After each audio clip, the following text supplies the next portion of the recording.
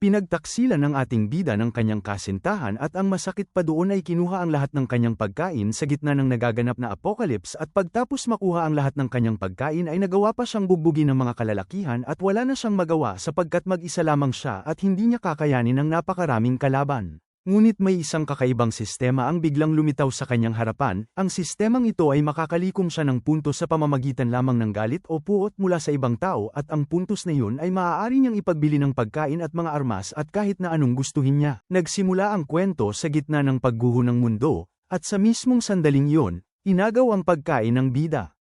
Hiningi ng binata na ibalik man lang sa kanya ang isang pirasong tinapay, ngunit patuloy siyang binubugbog ng mga tauhang walang puso.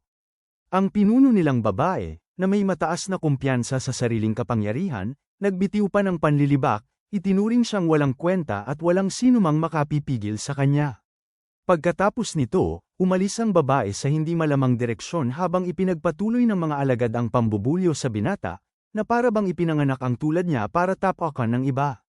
Sa kabila ng hirap, hindi tumigil ang binata sa pag-ulit ng kanyang hiling na ibalik sa kanya ang pagkain. Isang sandaling nagdulot ng pagkagulat sa mga nanlulupig ng tapakan pa ng babae ang kamay niya, sabay dagdag na hindi siya karapat-dapat humingi ng anuman. Pinagpatuloy pa niya ang panghahamak, na wala raw babae ang magkakagusto sa tulad niya at idiniing nagpapahinga siyo kasama ang kapatid nito, na hindi raw kailanman lilinggan sa kanya. Nabigla ang binata sa narinig, at kahit hindi niya matanggap ang bigat ng lahat, doon biglang nagising ang frostbite system, kasabay ng matinding pagnanais niyang makaganti. Ipinabatid ng sistema na mayroon siyang 10 milyong puntos na maaaring gastusin sa mga babae. Lahat ng galit ng mga babaeng hindi niya gusto ay nagiging puntos para sa kanya, at kasama pa nito ang pagbabalik ng nawawala niyang tinapay ng daan-daan ang dami. Para kay Chen, malinaw ang susunod na landas, gagamitin niya ang lahat ng biyayang ito upang makapaghiganti kay Lin. Sa gitna ng paglalakad, tinawag siya ng isang hindi kilalang babae at sinabihang lumayo roon agad. Paglingon niya, nakita niya ang isang magandang babae na mahahaba ang binti. Hindi siya naniwala sa kwento ng binata, inisip na nagpapanggap lamang itong marumi at palaboy para makahingi ng pagkain. Ngunit biglang tumayo ang binata at may kumpiyansang nagpahayag na mas marami pa siyang pagkain kaysa rito. Saglit pa lang ang lumipas nang bigyan siya ng sistema ng isang baget, na ibinigay naman niya sa babae dahil maganda raw ang mood niya o araw niya. Nagngit-ngit si Chuyao sa pangyayaring yon, ngunit kapalit noon, nakakuha si Chen ng 3,000 puntos. Napansin ng binata ang pagtatakang hindi may tatago sa mukha ng babae kaya lalo pa niya itong ginulat sa pagbibigay ng isa pang mainit na tinapay. Sa pagkakataong ito, iniulat ng sistema na tumataas ang simpatsya ng babae dahil inakala nitong ibinigay niya ang huli niyang pagkain. Mabilis na lumakad palayo si Chen, at napatigil si Chu para muling itanong kung totoo ngang wala nang natira sa kanya. Ngunit tiniyak ng binata na marami pa siyang tinapay, at kung sakaling maubusan ito, maaari siyang lumapit sa kanya anumang oras. Muli itong nagtala ng pagtaas sa simpatiya ng babae, at napasaya ang binata sa mabilis na pag-usad ng kanyang bagong kapalaran habang nag-iikot siya sa lungsod. Kalaunan, napansin niya ang isang magkasintahang magkahawak kamay. Nang lumapit siya, nakilala niyang si Lu ang babae. Nagtanong siya kung bakit naroon ang magkasintahan, ngunit ngumiti lamang si Chen at ipinakita ang kawalang pakialam. Agad namang nagpahayag si Lin na hindi na raw mababawi ng binata si Lu, at walang saysay ang anumang pagtatangka. Sa mismong sandali, nagsimulang magtatalak ang babae at pinapaalis siya roon, dahilan para tumaas ang antas ng galit nito at dumagdag sa puntos ni Yu.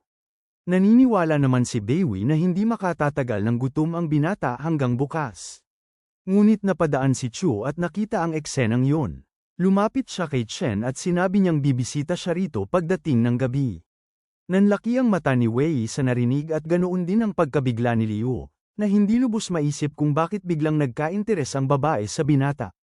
Maya-maya pa, inimbitahan pa ni Chu si Chen na samahan siyang mamili. Ngunit ipinaalala ng binata na halos tumaas ng sobra ang presyo ng mga bilihin mula nang magsimula ang apocalypse. Bigla namang sumabat si Lu, iginigiit na hindi kayang bumili ng binata ng kahit tinapay. Ngunit dali-daling pinatunayan ni Chen na mali ang hinala nito nang magbigay siya ng maraming bagong lutong tinapay kay Yao. Nabigla si Yuyo at nagtanong kung saan nanggaling ang ganoong karaming pagkain. Ipinaliwanag ni Chen na kung nagugutom ito, kailangan rin itong magsikap, lalo pat kaya raw makipagkasundo ni Lu sa mga naghahandog ng suporta. Nagngit-ngit ang dalaga at muling nagpakawala ng pang-iinsulto, na agad namang naging dagdag puntos para sa binata.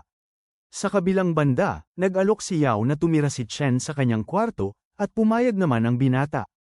Umalis silang magkasama patungo sa bahay ng babae, iniwan ang manghang-mangha at halos tuliro na sina Biwei at Yuyu sa kanilang likuran. Pagdating sa bahay, hindi makapagpigil si Chu at pilit na unawain kung paano nakakakuha ng napakaraming pagkain ang binata. Sa pag-aakalang isa itong salamangkero, dahan-dahan siyang lumapit dito at inusisa kung gusto siya ng binata. Napaatras agad si Chen at nag-alok na siya na lamang ang magluluto dahil nagugutom na siya, bagay na lalo pang nagpasidhi sa kuryusidad ng babae sapagkat hindi ito natitinag sa mga lamang niya. Habang naghahanda sa kusina, narinig ng binata mula sa telebisyon ang babala tungkol sa nagbabadyang masamang panahon at posibilidad ng pagkawala ng kuryente at tubig. Ilang sandali pa, tuluyang nawala ang ilaw, dahilan para magtanong si Chu sa nangyari. Maya-maya, may kumatok sa kanilang pinto, mga hindi kilalang tao na nagpakilalang bahagi ng pampublikong komite at nagsabing magsasagawa sila ng nakatakdang inspeksyon. Paglapit ni Yao upang pagbuksan sila, agad siyang pinigilan ng binata. Sa kaalaman niya, ang ganitong inspeksyon ay ginagawa lamang tuwing katapusan ng buwan, kaya may tila kakaibang bagay sa sitwasyong iyon. Pinag-isipan rin ni Chu na maaaring naroon ang mga ito dahil sa sabay na pagkawala ng tubig at kuryente, ngunit hindi kumbinsido si Chen. Para sa kanya, hindi gawain ng komite na mga siwa ng ganitong mga pagkakabitan. Kinuha ni Chen ang isang kutsilyo mula sa kusina at dahan-daang lumapit sa pinto, mula saan naririnig ang boses ng di kilalang bisita. Sumilip siya sa butas ng pinto at nakita ang isang babae kasama ang dalawang lalaking hindi niya kilala. Nais sana ng grupo na suriin ang bawat silid at bumalik sa kanilang kinatatayuan, ngunit agad na tumanggi ang dalawa sa mga lalaki at inakusahan silang sila raw ang dahilan ng pagkawala ng kuryente at tubig, saka nagpadagdag pa ng tensyon sa sitwasyon. Muli na namang iminungkahi ni Yao na unahin ng mga bisita ang pag-inspeksyon sa kanilang mga kapitbahay bago sila balikan. Ngunit nang makita ni Chen na lumalala ang sitwasyon, inutos niya kay Chu na lumayo dahil posibleng give-in ng mga hindi kilalang manloloob ang pinto anumang sandali. Sa mismong oras na yon, muling nagrehistro ang sistema ng pagtaas ng simpatsya ng babae, bagay na ikinagulat ni Yu.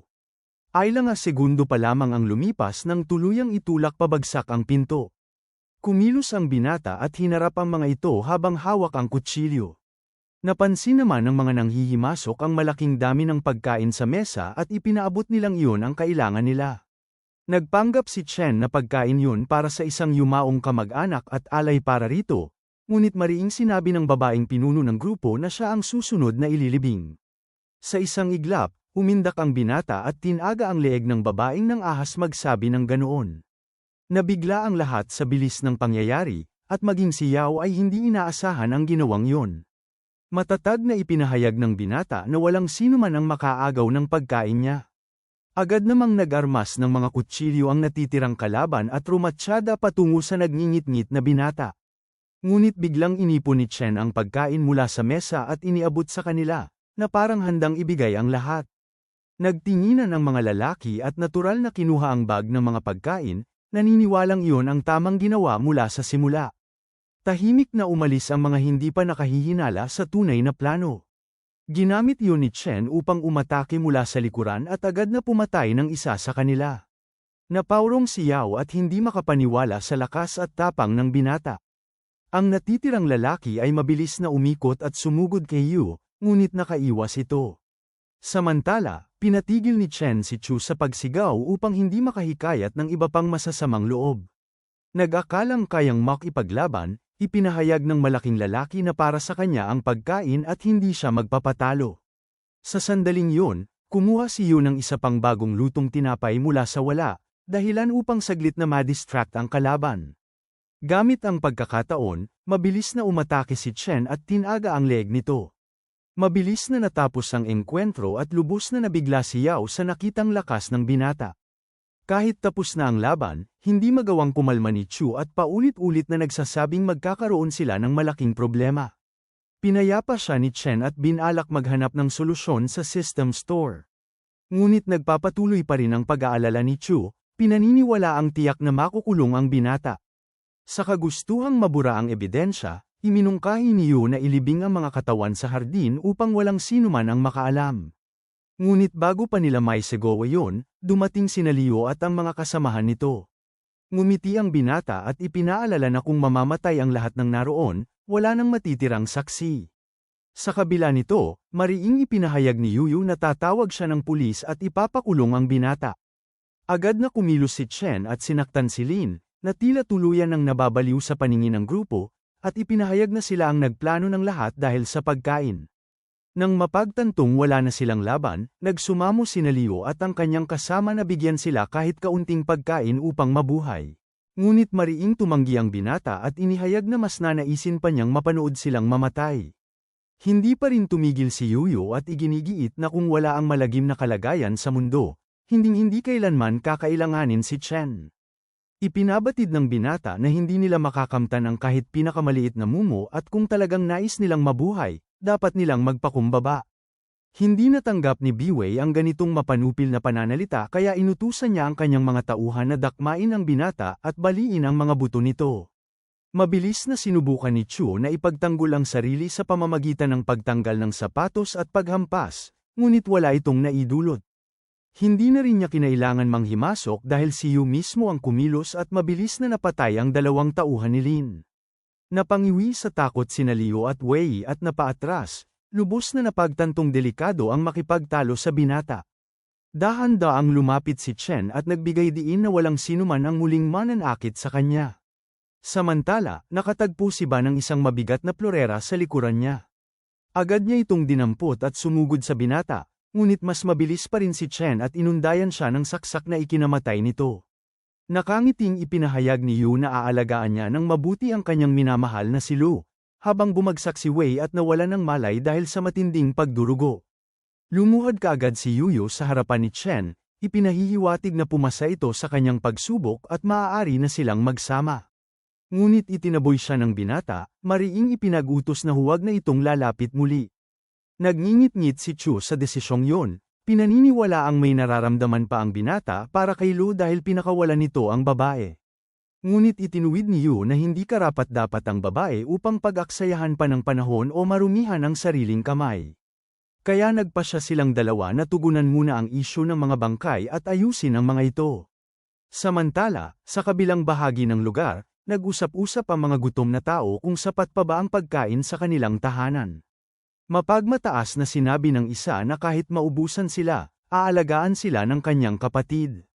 Ngunit sa sandaling yon, bumagsak ang bangkay ni Lin sa harapan nila, dahilan para mapahiyaw sa takot ang grupo. Hindi makapaniwala ang sinuman sa dugong bumabalot sa katawan ni Ba at ang sunod-sunod pang pagbagsak ng ibang naagnas na katawan. Nagkagulo ang lahat at nagsitakbo sa iba't ibang direksyon.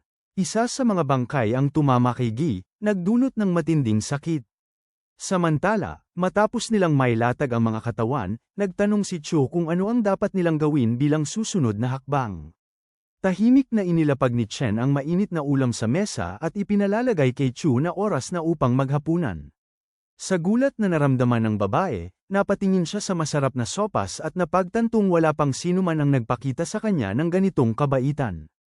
Ngunit nang mapansing hindi kumakain ang binata, agad niyang tinanong kung bakit hindi ito sumasalo sa pagkain. Iginiit ng binata na hindi siya gutom, at agad namang nagbigay ang sistema ng karagdagang puntos dahil sa muling pagtaas ng simpatsya ni Chu para sa kanya. Nauunawaan niyang paparating ang malamig na panahon at kailangan nilang maghanda ng mas maaga. Paglabas niya ng bahay, napansin niya ang ilang taong sinusubukang pag-isahin ang ulirat ng isang babae. Sa parehong lugar, natagpuan niya ang mga lalaking kamakailan lamang ay nanakit sa kanya. Tinawag siya ng mga ito, at nang may kumpiyansa niyang tanungin kung siya nga ba ang kanilang kinakausap, tumango ang isa sa mga ito. Sa isang iglap, sinuntok ng binata ang lalaki at inatasan itong magsalita ng may paggalang. Hindi inaasahan ni Yu na magiging ganoon kaepektibo ang puntos na ginastos niya para palakasin ang kanyang katawan. Hindi rin makapaniwala ang kasama ng nakasuntok na lalaki kung kailan naging ganoon kalakas ang binata at napaatras siya kaagad. Kalaunan, lumuhad ito sa harap ni Chen, nagmamakaawa na huwag silang saktan at humihingi ng kapatawaran dahil sa pag-agaw nila ng pagkain. Sumunod naman ang pangalawa, agad ding humingi ng tawad dahil batid nilang hindi nila kayang tapatan ang lakas ng binata. Sa huli, nag-alok sila ng kanilang katapatan. Pinag-isipan ni Chen ang alok ng dalawa, at napatanto niyang makabubuti ring magkaroon ng tauhan. Ngunit mas pinili niyang unahin muna ang pagtatanong sa tunay na dahilan ng pagkawala ng kuryente at tubig. Ipinunto ng isa sa mga lalaki ang mga bangkay na ikinalat sa paligid at ipinaliwanag na pinatay ng mga ito ang mga taong namamahala sa nasabing mga pasilidad, saka pinutol ang linya ng kuryente at ninakawan ang bawat tahanan. Sa impormasyong natanggap, inutusan agad ni Yu ang dalawang lalaki na ibalik ang supply ng tubig at kuryente kung nais pa nilang mabuhay. Walang alinlangan nilang tinanggap ang utos at mabilis itong isinagawa. Pagbalik nila, binigyan sila ni Chen ng mainit na pagkain bilang gantimpala. Sa sandaling yun, nagkamalay si Hai at nagtanong kung nasaan siya. Napansin rin niya na may hawak na mangkok ng pansit ang dalawa niyang tauhan. Agad niyang hinarap si Chen, ngunit labis ang pagkalito niya sa kung ano ang binabalak ng binata. Pinagalitan niya ang kanyang mga kasama dahil sa pagbaligtad kapalit lamang ng isang mangkok ng mainit na sabaw. Ngunit hindi tulad nila, nanatili sigi sa kanyang matigas na paninindigan at hindi nagbago ang tingin niya kay Chen kahit nakahain ang pagkain. Hindi na iginiit pa ng binata ang usapan at naghayag na kung ganoon ang nais nila, lalo lamang silang mawawalan. Nag-init ang ulo ng babae at ibinagsak ang mangkok mula sa kamay ng isa sa kanyang kasama. Pagkatapos nito, nag-utos pa siyang bigyan siya ng sabaw at ginamit ang pangalan ng kapatid upang makapanakot. Ngunit agad siyang hinawakan ni Yu sa braso at hinayla papunta sa labasan, isang pangyayaring hindi niya inaasahan. Sa isang mabilis na kilos, itinapon ng binata si Hai palabas ng pintuan at inatas ang huwag na itong muling lalapit. Nalungkot si Chu sa ginawa niyang iyon at sinabing hindi makatarungan ang paglagay sa babae sa gitna ng malamig na panahon. Naguluhan naman ang binata kung bakit ganoon na lamang ang pag-aalala ni Chu para kay Hai. Samantala, nagngingit-ngit si Wei, ngunit nang tumagal ng kaunti, napilitan siyang pag-isipan ng sitwasyon dahil sa matinding lamig at kapal ng nyebe sa paligid. Nagngalit si Hai habang kumakatok sa pinto, nagmamakaawang papasukin siya. Sa loob, ipinaalala ni Chen na matagal nang patay ang kapatid nito, dahilan para manlumo ang babae. Saglit niyang naalala ang dagwang katawan ng kapatid sa lansangan, ngunit tumatanggi pa rin siyang paniwalaan ang nangyari at inaakusahan si Chen ng kasinungalingan. Lumabas naman si Lu dahil narinig ang ingay. Nadatnan niyang nanginginig si Hai at inimbitahan itong sa kanilang bahay muna dahil sa matinding lamig.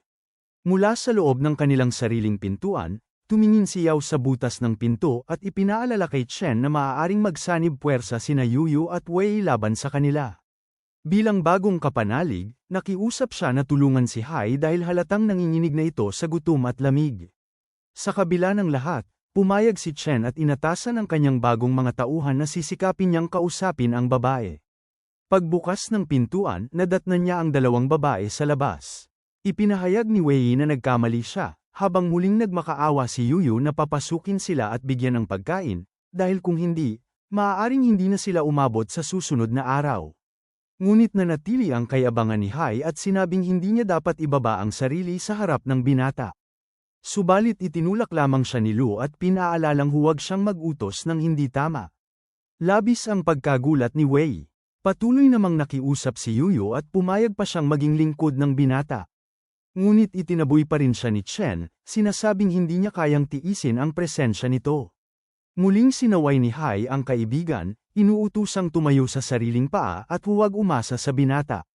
Ngunit ipinaliwanag ni Lu na sa sobrang lamig ng panahon, tiyak na hindi sila mabubuhay, idiniin pa niyang kasalanan ng kapatid niyang si Liu ang lahat at kung wala ang pera nito, hindi niya kailanman pipiliing magsilbi rito.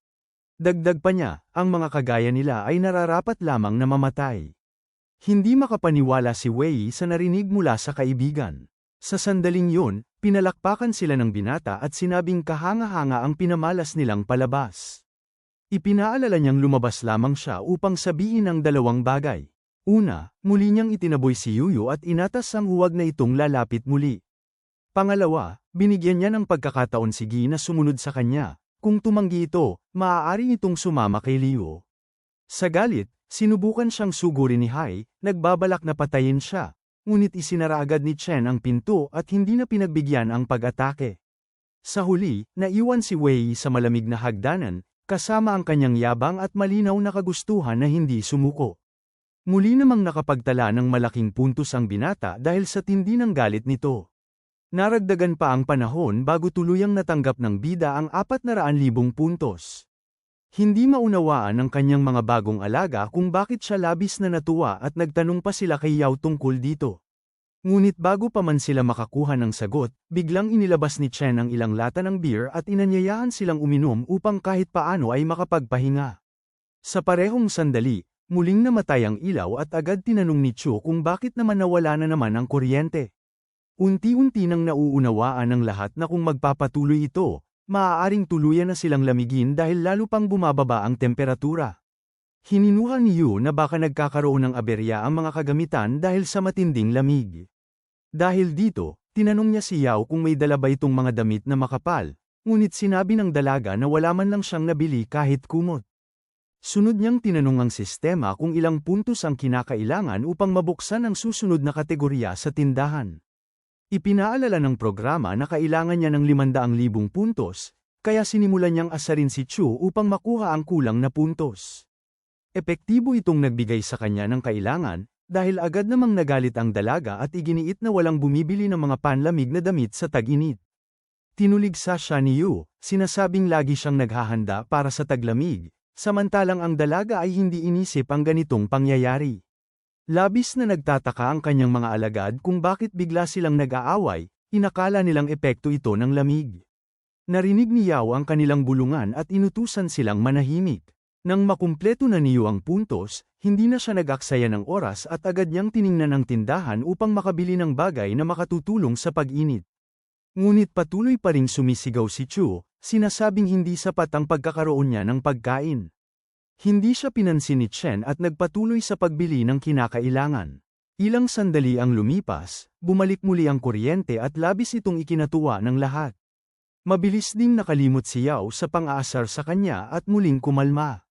Upang makabawi ng puntos, nagtungo si Chen sa balkonaheng may dalang loudspeaker at sinimulan niyang insultuhan ang mga taong nagdaraan. Naiinis ang mga ito at dahil dito, mabilis na dumami ang kanyang puntos. Habang patuloy ang pag-angat ng kanyang balanse, nagmamasid lamang siya ng may kasiyahan, na para bang natuklasan niya ang pinakamadaling paraan upang kumita. Ngunit labis na nag-aalala ang kanyang mga alaga dahil tila kakaiba ang kanyang asal at inakala nilang may sakit siya. Ilang saglit pa, nagsimula nga siyang umubo, ngunit nang makita niyang lagpas 1,000,000 na ang puntos, tila nawala ang kanyang karamdaman. Nang tanungin siya ni Chu kung ayos lamang siya, mabilis niyang sinabing walang problema, ngunit halatang hindi na maayos ang kanyang pag-iisip. Napagtanto ni Yao na mas mabuting huwag muna siyang pakialaman. Pagkalipas ng ilang minuto, narinig nila ang malalakas na pagkatok ng mga taong ininsulto niya mula sa balkonahe. Binabantaan pa nilang sisirain ang pinto, kaya nagsimulang kabahan ang lahat. Ngunit sinabi ni Chen na huwag silang mag-alala dahil siya raw ang bahala. Hindi ito pinaniwalaan ng kanyang mga alaga dahil kilala nilang mahilig siyang magsalita ng walang kasiguruhan. Patuloy ang pagkatok at sigaw ng grupo, kabilang ang isa pang dalagang galit na galit at nagbanta pang sisirain ang electrical panel. Pagtingin ni Yu sa butas ng pinto, nakilala niya ang babae, si Jenner, na kilala sa lugar. Pagbukas niya ng pinto, inabot niya rito ang maso at sinabing sirain na lamang niya ang panel dahil wala rin naman itong silbi. Laking pagtataka ng grupo sa pang-uuyam ng binata. Biglang umatake ang isa nilang kasama at itinulak si Chen, ngunit lalo lang itong nagalit. Kinuha ng tauhan ni Jenner ang maso at malakas na hinampes ang electrical panel hanggang sa tuluyang masira. Ipinagyabang ng dalaga na dapat niyang matutunan na hindi siya dapat mang-insulto ng tao. Ngunit makalipas lang ang ilang segundo, automatikong bumalik sa dati ang panel na parang walang nangyari. Namangha ang lahat at hindi maipaliwanag ang kanilang nakita. Nagpatuloy si Chen sa pangungutya, sinasabing ni hindi nila kayang sirain ang panel.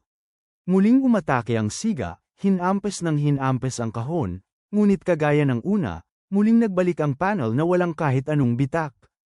Lalo silang natakot at nagimbal. Sinundan ito ng pang-aasar ni Chen, sinasabing masama ang panlasa ni Jenner sa pagpili ng lalaking mahina. Dahil sa galit, muli siyang umatake kay Chen, ngunit madali itong nailega ng binata at tinamaan pa niya ang binti nito ng may lakas, dahil sa pinalakas niyang katawan. Tinawag pa niya itong walang kwenta at hindi karapat-dapat tawaging lalaki. Isang saglit, sinabi ni Jenner na kapag naubos ang pagkain ni Chen, mapipilitan din itong lumabas. Ngunit ipinakita ng binata ang isa pa niyang kakayahan at naglabas siya ng ilang putahe na lumutang pa sa hangin. Nanlaki ang mata ng lahat, lalo na si Jenner, na halatang nakakita ng kakaiba. Tinangka niyang tanungin kung saan galing ang pagkain, malinaw na iniisip na may kapangyarihan ito, ngunit hindi siya sinagot ni Chen. Dahil sa inis, inutusan ni Jenner ang kanyang mga tauhan na wasakin ang bahay nito. Subalit agad namang nagsahilbi ang mga alagad ni Chen dahil binigyan niya sila ng mga basket ng bulok na itlog na agad nilang inihagis sa grupo. Lalong nagngit-ngit si Jenner at sa galit na naramdaman niya, muling nakakuha ng napakaraming puntos si Chen. Tinangka ng kanyang matandang tauhan na pigilan siya at sinabihang humingi ng tawad, ngunit imbes na sumunod, ipinatong pa niya ang basket sa ulo nito at itinulak, dahilan para matamba ang kaawa-awang matanda. Pagkatapos nito, muling bumalik ang grupo sa loob ng kanilang apartment, iniwan ang isang galit na Jenner at ang kanyang mga tauhang wala nang nagawa kundi ang patuloy na magbanta mula sa pasilyo, umaasang mapipilit nilang lumabas si Chen upang tapusin ang kanilang sigalot. Nabahala si Yao at tinanong si Chen kung ano ang dapat nilang gawin dahil malinaw na hindi uurong si Cher. Ngunit tiniyak ni Yu na hindi mababasag ang kanilang pinto at siya mismo ang kumilos upang muling tanungin ang sistema tungkol sa bagong kategorya ng tindahan. Makalipas ang ilang oras, nagsimulang bumuhos ang asidong ulan sa labas, at sinabi ng binata na panahon na naman para maglakad-lakad. Pinipigilan siya ng lahat, ngunit gaya ng nakasanayan, tiniyak niyang magiging maayos ang lahat. Tinawag pa niya ang isa sa kanyang alagad, iniabot dito ang jacket, at sinabihang sumama sa kanya. Naguluhan ang lalaki kung papunta ba sila sa isang lihim na misyon, ngunit sinabi ni Yu na huwag niya itong pag-isipan. Paglabas nila ng apartment, agad nilang nasalubong muli si Jenner at ang kanyang mga tauhan. Walang alinlangan na itinulak lamang ni Chen ang babae at sinabihang lumayo sa daraanan niya. Nagngit-ngit ang dalaga dahil hindi niya matanggap na ganoon ang trato sa kanya, lalo pat isa siyang kilalang personalidad. Unang nakaramdam ng pangamba ang isa niyang alagad, si Tim, at dahil nakita niyang nasa panig ng kapangyarihan si Chen, agad siyang nagpakumbaba at nag-alok na maglingkod kapalit ng pagkain. Lalong nagalit si Jenner at sinaway siya, ngunit iba ang naging opinyon ng kanyang kasama. Sinubukan ni Jenner na kumbinsihin ang binata na papasukin sila bago mahuli ang lahat, ngunit bigla siyang sinampal ni Chen at pinaalis. Hindi ito inaasahan ng dalaga, lalo pat kilala siya, at nang banta niyang malalagay sa alanganin si Chen dahil sa ginawa, isa pang sampal ang ibinigay ng binata bilang tugon. Nagngit-ngit si Jenner, iginiit na walang sinuman ang may karapatang manakit sa kanya, at sa sandaling yun ay muli siyang ginawaran ng sistema ng karagdagang gantimpala. Maging si Tim ay nagnanais ng turuan ng leksyon si Jenner, kaya't habang tahimik na naglakad si Chen ay siya naman ang lumapit at nagbigay ng ilang suntok upang itaboy si Chu at utusang lumayo sa kanilang pinuno. Pagdating sa labas, nadatnan nila si Wei na nakayukod at halos nagyayelo sa tapat ng gusali. Hindi siya pinansin ni Chen, ngunit hindi ito kinaya ng lalaking dati niyang kasintahan. Mabilis itong lumapit at nagtanong kung nasa maayos ba siyang kalagayan, ngunit nanatili siyang tahimik. Ilang sandali ang lumipas bago tuluyan siyang humingi ng tulong. Agad ibinigay ng binata ang suot niyang jacket at dahan-daang isinapan sa balikat ng dalaga.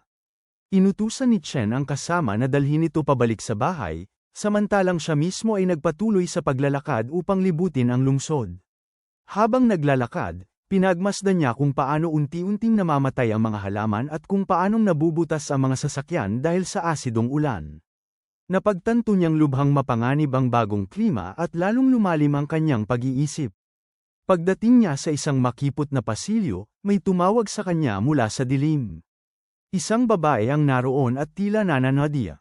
Maingat siyang lumapit, handang depensahan ang sarili. Pagdating niya sa harap nito, sinabi niyang kakaunti lamang ang kagandahan na nangangailangan ng tulong, ngunit bago pa man siya makapagtuloy, mabilis na idinikit ng babae ang 2 kutsilyo sa kanyang leeg at inutusan siyang habarin ang kanyang damit. Mabilis ang pangyayari at hindi siya agad nakaryak, kaya't napunta siya sa alanganin. Nang tanungin niya kung paano siya makakauwi ng walang suot, malamig lamang na sinabi ng babae na hindi iyon problema niya. Ngumiti si Chen at sinabing napakatapang ng babae at karapat-dapat itong gantihan. Pinabalik niya siyang habarin ang jacket, na agad namang sinunod ng binata ngunit sinabing huwag itong magpakita ng labis na kayabangan dahil maaari itong magdulot ng masama. Nang maibigay na niya ang jacket, sinabi ng babae na kung hindi dahil sa damit ay hindi man lamang niya ito papansinin. Muling ngumiti si Chen at tinanong kung talagang inaakala nitong basta niyang makukuha iyon mula sa kanya.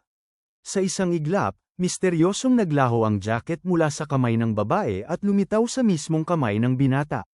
Sinabi ni Chen na kung matuto itong magsalita ng may paggalang, maaari niya itong tulungan.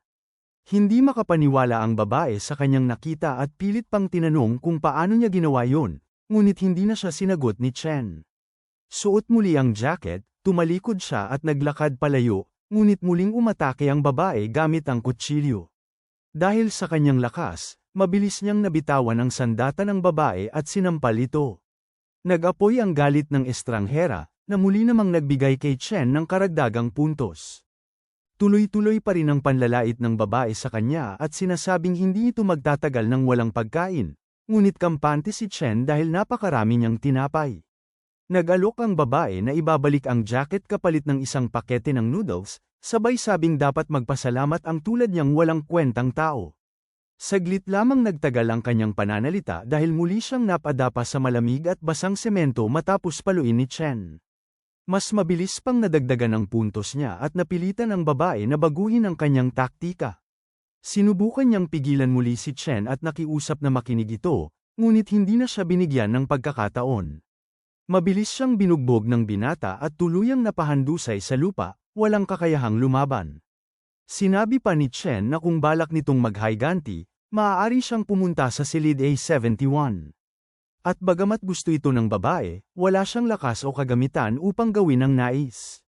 Pagbalik ni Chen sa bahay, nadatnan niya si Jenner na nakalupasay sa sahig ng pasilyo.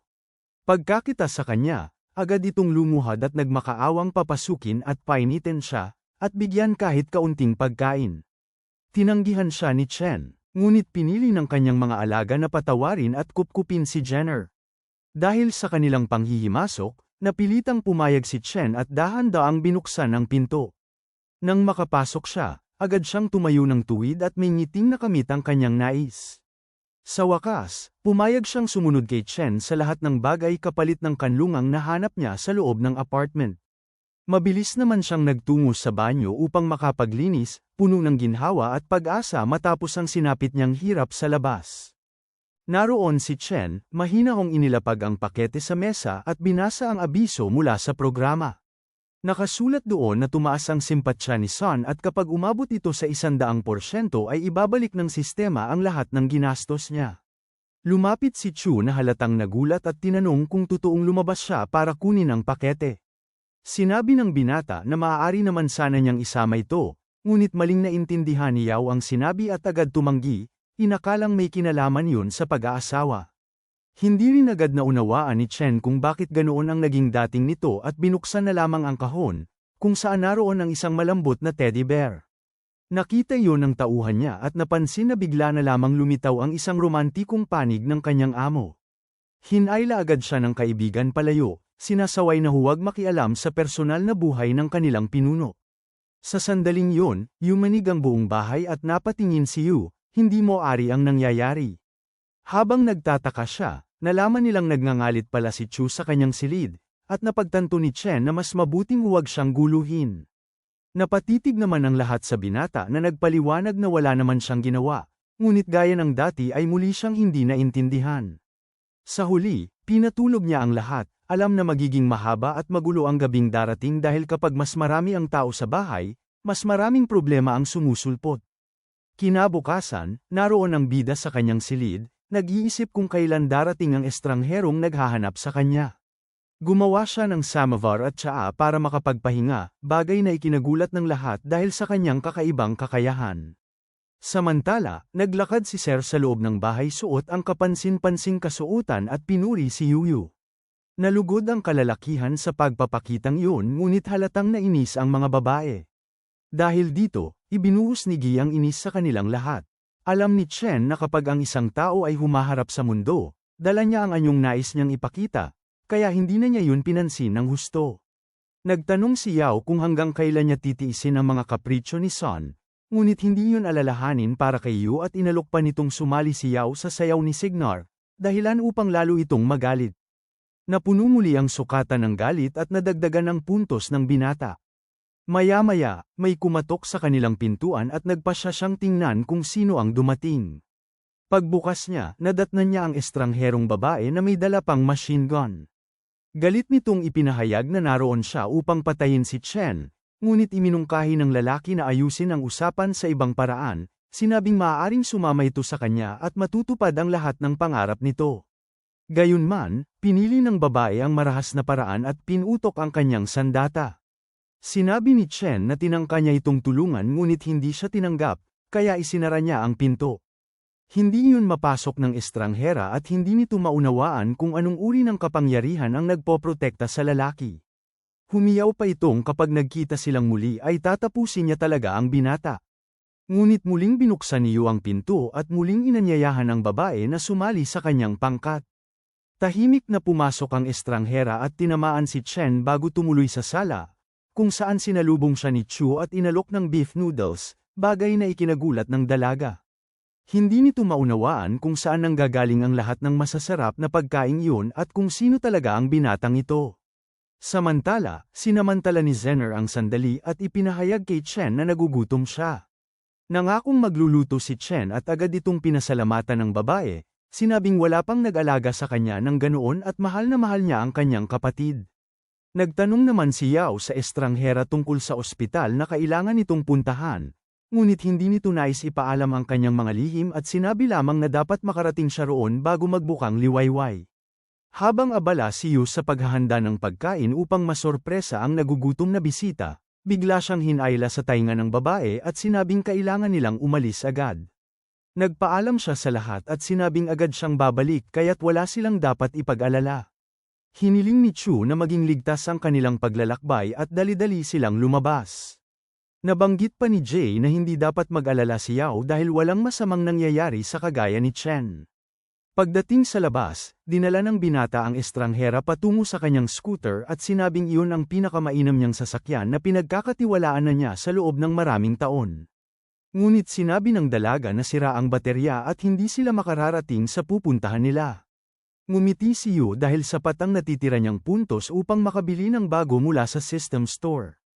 Tinanong niya ang babae kung naniniwala ito sa mahika ngunit tumanggi itong maniwala at sinimulang saktan siya, sabay hayag ng pagkabagabag dahil hindi sila makakarating sa ospital. Napagtanto ni Chen na lubhang hindi matatag ang isip ng kasama niya. Maya-maya, tumakbo palayo ang babae habang patuloy na iniinsulto si Yu. Ngunit ilang sandali lamang ay nakarating siya gamit ang naayos ng scooter at pinilit itong sumakay upang hindi na sila magsayang ng oras. Nang sila'y lamarga, nagtanong ang babae kung bakit hindi kinakalawang ang scooter sa ilalim ng asidong ulan at nagpatuloy sila sa kanilang paglalakbay. Narinig ni Chen ang tanong ng babae at mahina hong ipinaliwanag na ang kanyang jacket ay may protection laban sa ulan, at ganoon din ang kanyang scooter na hindi kailanman tinatablan nito. Umirap ang dalaga at walang pakundangang nagsabing hindi niya alam yon. Pinutol ni Chen ang maingay nitong reklamo at inutusan siyang kumapit ng mahigpit habang tumatakbo ang sasakyan. Sa isip ng estranghera, sumulpot ang pagdududa kung maaaring siya nga ba ang tagapagligtas na binanggit ng kanyang ama. Samantala, agad na ginawang puntos ng sistema ang galit niya at kasabay nito tumaas ang simpatsya ni Chiang. Hindi nagtagal, hiningi ni Chen ang dala nitong machine gun upang may upgrade gamit ang mga naipon niyang puntos. Naguluhan ang babae kung marunong ba talaga siyang magpahusay ng sandata. Tahimik na ginawa ni Chen ang kinakailangang proseso sa baril at nag-iba nga ang anyo nito matapos ang operasyon. Ilang minuto pa ang lumipas bago sila tuluyang makarating sa ospital kung saan sinalubong sila ng isang gwardya. Agad bumaba si Chiyo at ipinakilala ang sarili, ngunit hindi siya pinayagang pumasok. Sinabi ng bantay na wala siyang pakialam kung sino ito, dahil maaari itong magdala ng sakit at nagbabanta pa raw sa kaligtasan ng lahat kaya ipinagbabawal ang pagpasok nito. Hindi napigilan ni Chen ang sarili at pinaalalahanan ng bantay na mag-ingat sa pananalita, ngunit tumindi lamang ang pang-aalipusta nito. Dahil dito, inilabas ni Yu ang machine gun at matapos ang ilang putok ay agad bumagsak ang walang buhay na katawan ng bantay. Nalinis ang daan papasok at sinimulang hampasin ni Chen ang patay na lalaki, na animoy sinisingil ito bilang isang basurang walang galang sa kapwa. Sa sandaling yun ay dumating ang 3 pang gwardya at agad itong iniulat ni Joe. Itinutok ni Chen ang baril at inutusan silang tumigil ngunit hindi siya sinunod, kaya pinaputukan niya ang mga ito at napatay ang 2. Lumuhad ang pangatlo at nagmakaawa, sinasabing may pamilya siyang pinapakain. Tinamaan siya ni Chen sa ulo gamit ang baril upang mawalan lamang ng malay. Pagkapasok nila sa loob, natanong ni Chang ang doktor at mabilis na tumakbo papalapit dito. Nabigla ang matandang manggagamot at tinanong kung paano ito nakalakad sa gitna ng asidong ulan, ngunit hindi ito pinansin ng dalaga at agad na nagtanong tungkol sa progreso ng isang tiyak na eksperimento. Samantala, napansin ng doktor si Yu na lumapit sa nurse at humiling na suriin siya. Hinayla agad siya ni Joe sa tainga at sinabing naroon sila para sa mas mahalagang gawain. Nagtanong ang doktor kung sino ang binata at ipinaliwanag ni Joe na kung wala ito ay hindi siya makarating doon. Napangiti ang doktor at sinabing tila espesyal ang kabataang lalaki, ngunit tumutol ang nurse at sinabi na wala namang kahanga-hanga sa kanya, dahil wala raw makakahigit sa kanyang Chunwei na may impluwensya at yaman. Napangiti si Chen at sinabi na hindi kahanga-hangang bagay ang pagyayabang ng babae dahil ang pagkakaroon ng mayamang lalaki ay hindi naman mahirap para sa tulad niya. Habang nagtatalo sila, masayang binasa ni Yu ang mga mensaheng ipinadala ng sistema kung saan nabibigyan siya ng puntos mula sa galit ng babae. Iginiit ng nurse na sinusubukan lamang nitong bilugin ang ulo ng kanyang kapatid upang makuha ang kailangan para mabuhay. Hindi nagulat si Chen nang malaman na magkapatid pala ang 2. Ngunit sa hindi inaasahan, kumampi si Zhao kay Chen at sinabing may beef noodles ito sa bahay. Hindi naniwala si Miao at inakala na nagdadahilan lang ang kapatid dahil gutom. Hindi na nakatiis ang bida at itinulak niya ang babae, sinasabing nabubuhay ito sa ilusyon. Tinanong ng doktor kung galing ba sa gobyerno o negosyante ang ama ni Chen ngunit itinanggi niya yun. Sumabat si Miao at sinabing huwag nang sayangin ang oras sa isang walang kwentang tao. Muling tumutol si Chang ngunit iginiit ni Miao na maaaring pakiusapan si Yu na magdala ng pagkain para sa kanya. Hindi nag-atubili si Chen at sinampal ang dalaga, sinasabing huwag siyang magsalita ng ganoon. Nagulat si Miao at sinabing wala siyang karapatang hawakan siya, habang unti-unting napupuno ang sukatan ng kanyang galit. Mas lalo pang yumaman si Chen dahil dito at isa pang sampal ang damapu sa mukha ng dalaga hanggang sa bumagsak ito sa sahig. Nagsisigaw na pagbabayaran niya ang ginawa. Nabanggit pa nito ang Hao Group, ang pinakamakapangyarihang paksyon sa lungsod. Makalipas ang ilang minuto, dumating si Chunwei kasama ang kanyang mga tauhan at agad na lumapit sa umiiyak na si Miao, na nagsimulang magpanggap na inaapi at nilalapastangan. Napagtanto ni na Chen at Joe na hindi na maiiwasan ang gulo at magsisimula na ang banggaan. Itinuro muli ni Miao si Yu at sinabing siya ang nanghaharas sa kanya. Agad nag-utos si Wei sa kanyang mga tauhan na ayusin si Chen. Mabilis na umatake ang dalawa at nagpakawala ng mabibilis na suntok, ngunit hindi man lang natinag si Chen, na muling ipinakita ang kanyang lakas. Nabalian ang mga kamay ng 2 tauhan at hindi makapaniwalang nakaharap sila sa tila bakal na katawan. Tinanong ni Chen kung yun na ba ang pinakamainam na kaya nila. Lalong nagngit-ngit si Miao at inutusan ang mga tauhan na huwag magpigil at tapusin na ang tinatawag nitong basura. Muling sumugod ang isa dala ang kutsilyo ngunit mabilis na nakaiwas ang binata at nagbigay ng mabigat na suntok. Tila nag-e-enjoy pa siya at hinihikayat pa ang mga ito na subukan siyang labanan. Sa labis na pagkadismaya, tinawag sila ni Chang Wei na mga walang silbi. Sa puntong yun, inakusahan ni Chang si Chen na sinasadya nitong lapitan ang kanyang kapatid upang makuha ang datos ng eksperimento. Hindi rin naniwala si Miao at iginiit na mahal siya ni Wei at ang eksperimento ay bunga lamang ng kuryusidad nito. Tinukoy ni Chen na yon ang unang pagkakataong nakakita siya ng ganoon kamangmang at ganoon kanaive na tao. Kinuha niya ang resulta ng eksperimento at sinabi niyang handa niya itong ibigay kapalit ng pagpayag ng grupo na makaalis sila. Nabigla ang doktor at hindi maunawaan kung ano ang binabalak ng binata. Galit na galit si Chang at hindi makapaniwala sa ginawang kababaan ng binata, ngunit hindi siya pinansin ni Chen. Masayang naghayag si Chun na kung totoo ang alok nito, maaaring maghiwa-hiwalay sila ng mapayapa. Nagsimulang insultuhan ni Miao si Chen at tinawag itong walang gulugad habang nananatiling nakatulala sa gulat si Zhou. Sa huli, ibinigay ni Chen ang mahalagang datos ng eksperimento. Pagkakuha ng dokumento, mayabang na iniutos ni Wei sa kanyang mga tauhan na atakihin ang binata. Hindi tumigil si Miao sa pang-iinsulto at sinabing may mga taong hindi isinilang para maging matagumpay o mayaman. Sinagot siya ni Chen at paulit-ulit na tinawag na manok. Dahil dito, hinimok ni Miao ang kasintahan niya upang lumaban.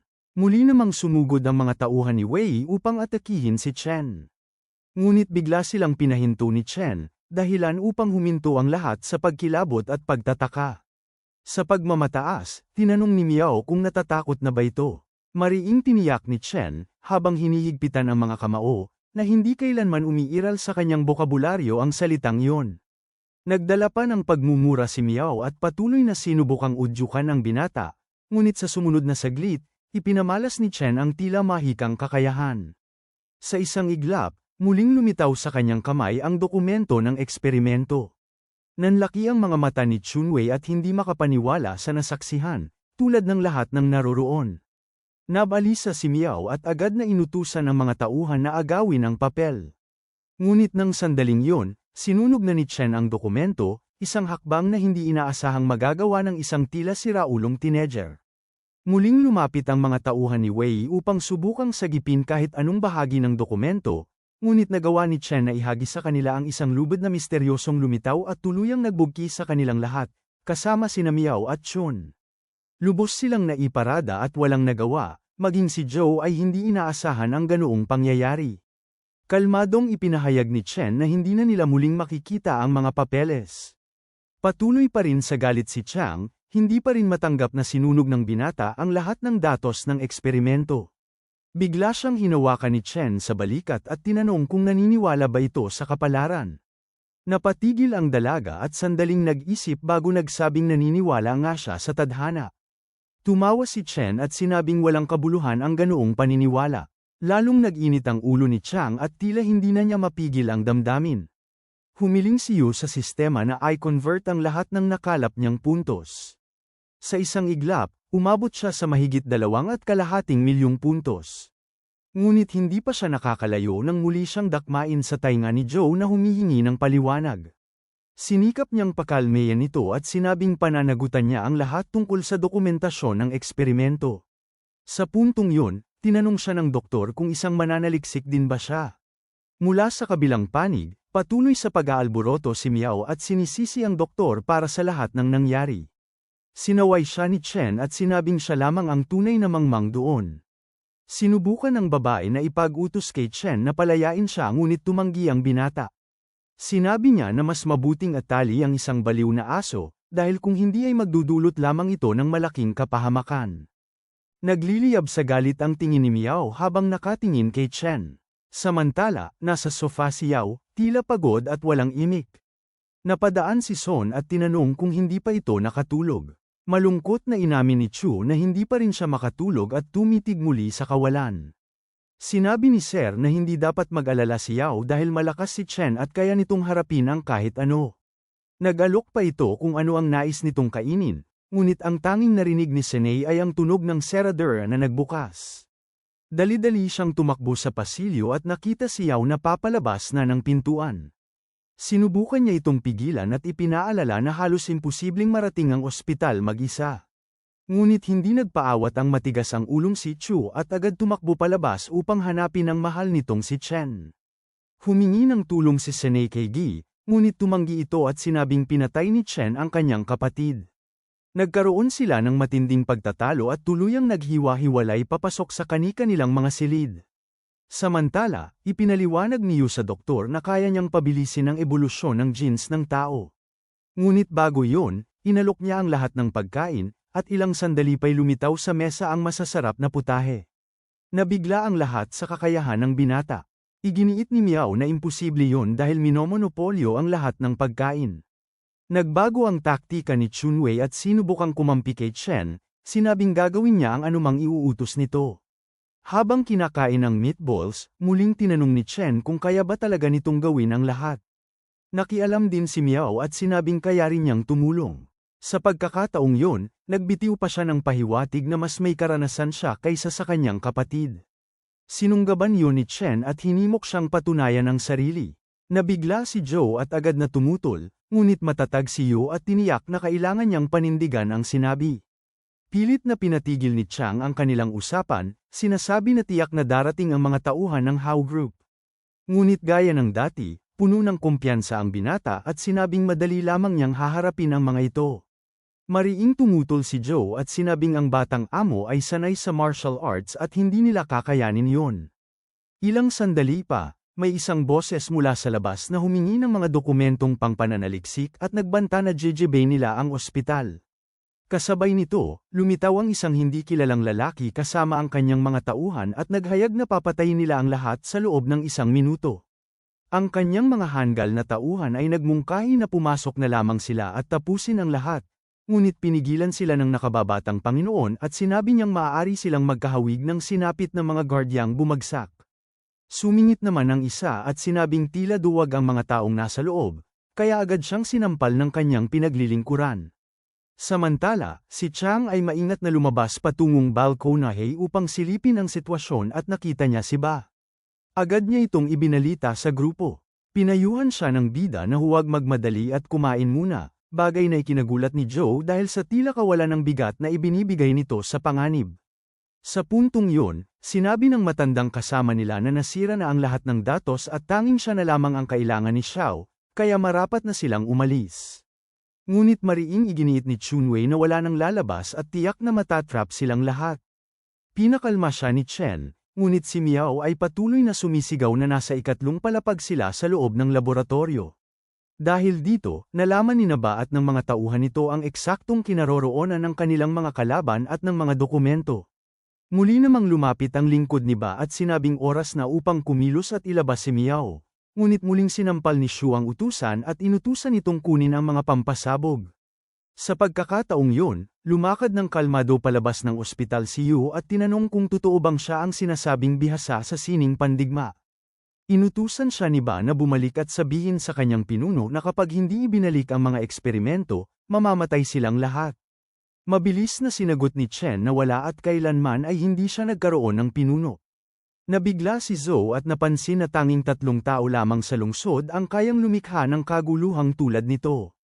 Ngumiti si Yu at sinabi niyang kung gayon, kailangan nilang maniwala na may ika-4 pang bihasa.